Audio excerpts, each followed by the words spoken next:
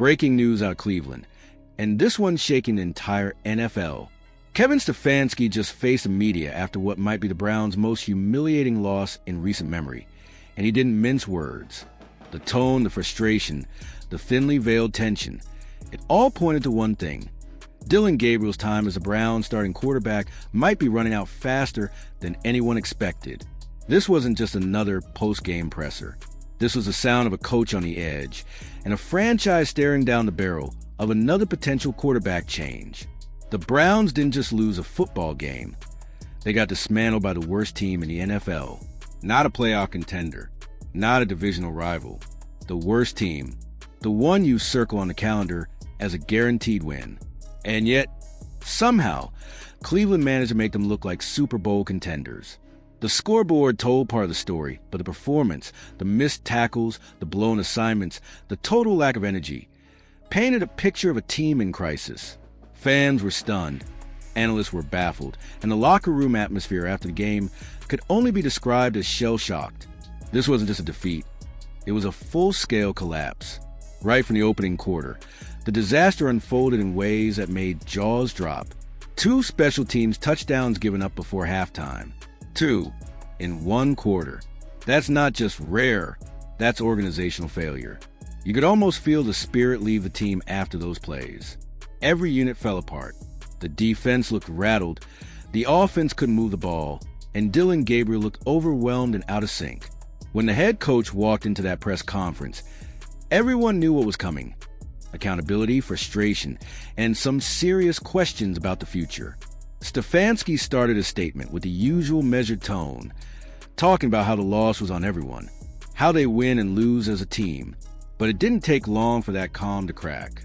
He admitted, point blank, that his team failed in every single phase of the game. Offense, defense, special teams, all of it. When an NFL head coach says nothing worked, that's not coach speak. That's a cry for help. He was frustrated, disappointed, and clearly running out of answers. And when he tried to inject some optimism, saying the team would keep swinging, it didn't sound like motivation. It sounded like desperation. The reporters in the room sensed it, too. The questions came fast, each one chipping away at the coach's composure. When asked about the 2 return touchdowns, Stefanski said they'd need to look at the film and that everyone needed to do their job. But that kind of answer didn't satisfy anyone. Everyone already knew they had to do their job. The problem is they aren't. Those words, empty as they were, underscored just how lost this team is. Then came the focus on the offense, and that's when the spotlight turned squarely on Dillon Gabriel. Stefanski was asked about the early flashes versus the struggles that followed. His response? He praised a field goal before halftime. A field goal. That's what counted as a highlight for the Cleveland offense. When your biggest takeaway is getting 3 points against the worst defense in the league, it's clear the standards have fallen through the floor. But the real drama came when Stefanski was pressed to evaluate his quarterback. The tone in his voice changed. He said Gabriel made some plays with his feet, but at others he'd want back, that he'd have to look at the tape. There was no conviction in his words, no defense of his quarterback's leadership or potential. It was a kind of half-hearted endorsement that coaches give when they're preparing to make a change. It wasn't what he said, it was what he didn't say. He didn't say Gabriel was the guy. He didn't say he trusted him. He didn't say the offense believed in him. When reporters pushed harder, asking about the 6 sacks, the cracks widened. 4 of those sacks came from one Jet defender, an embarrassing stat that screamed lack of awareness and poor protection. Stefanski dodged again, blaming the offensive line, the protection schemes, and the receivers not getting open. He blamed everyone but the quarterback. That might sound like he's protecting Dillon, but in reality, it's the opposite. When a coach stops defending your decision-making, when he refuses to even acknowledge whether you're reading the field correctly, it's because he's losing faith. And that loss of faith became even more obvious when the questions shifted to play calling. Tommy, the assistant who took over play calling duties, was supposed to bring new energy and creativity to the offense. But nothing changed. Stefanski said he had total trust in Tommy, but his tone told a different story. He admitted the team fell short, saying they needed to put their guys in position. That phrase, putting guys in position, is coach code for the players aren't executing. It's subtle but devastating. It's a quiet indictment of the quarterback who isn't making the plays that are there. The conversation turned to discipline or the lack thereof. Penalties killed the Browns all night. Tripping calls, neutral zone infractions, mental mistakes at the worst possible times. When asked why the team was so undisciplined, Stefanski's voice dropped. He said they needed to play smart and do their jobs.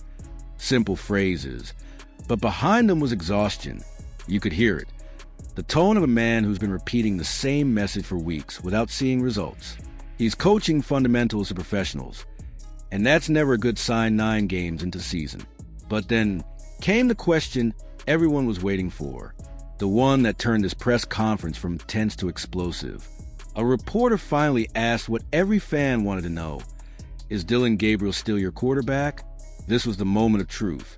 Stefanski's answer could have silenced the speculation with one confident sentence. Instead, it poured gasoline on the fire. He said, "We're going to stick with Dillon." On the surface, that sounds like support. But listen closely, that's not belief. That's obligation. That's, we don't have a better option right now. It's the faintest form of endorsement a coach can give. And when he followed it up by calling Gabriel a young player who's still learning and developing, it was clear. The coach doesn't see him as a franchise quarterback. He sees him as a project. And when Stefanski pivoted again, saying, "We all have to be better," coaches, players, everyone, it spread the blame so thin that it meant nothing. He didn't give one reason why Gabriel should keep his job. No mention of his arm strength, his leadership, his growth. Nothing. Just a placeholder statement to buy time. And everyone in that room knew it. What Stefanski didn't say spoke volumes. He never mentioned Shedeur Sanders by name, but his shadow hung over every word. Everyone in Cleveland knows Sanders is waiting. Everyone knows he's a future. The highly touted rookie with NFL bloodlines, charisma, and the kind of star power the city hasn't seen in years. He's young, hungry, and electric. The fan base wants him.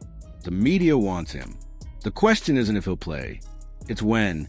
And that's the dilemma Stefanski faces. Stick with a struggling veteran and risk losing the locker room, or turn to the untested rookie and risk his development. It's a no-win situation. Pull Gabriel now, and it looks like panic. Keep him too long, and it looks like denial. But the truth is, Dillon Gabriel has had his chance. He's had opportunities to prove he can lead this offense.